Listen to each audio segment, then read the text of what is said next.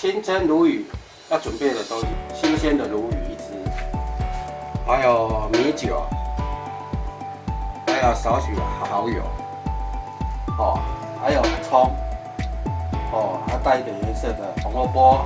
还有酱，基本的准备的材料是这样。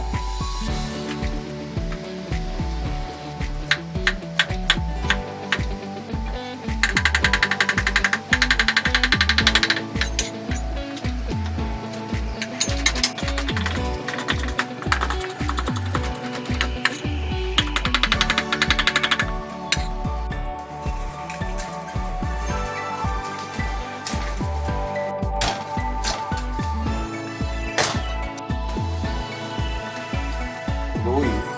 要摆盘，所以会把它这样子把它整只摆成这个样子。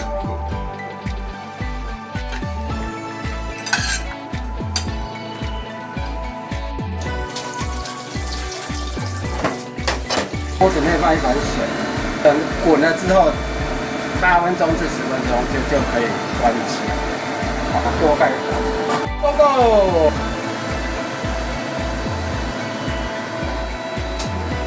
好，我们把它拿起来，把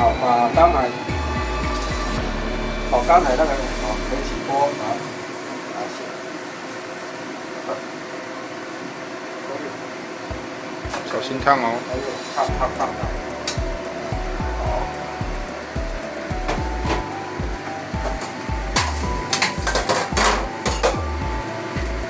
把它的汤汁倒在里面，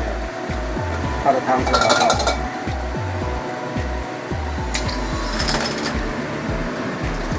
我再多加一点，因为刚才那汤汁太少了如果太少的话，我们再加一点水、米酒还有酱油，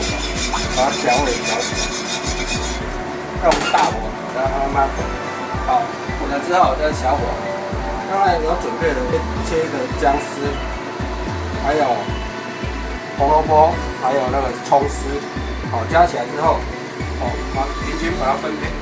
铺在这个鱼的上面，把那个汤汁调好的汤汁，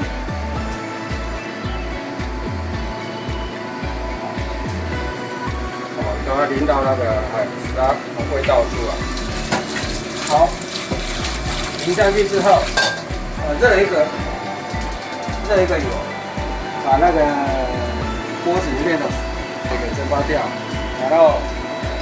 少许的油，用大火热油，然后也可以这样使它的温度热起来，热到快冒烟为止，不要让它太热了，开始要冒烟了，好，赶快要起锅了，好。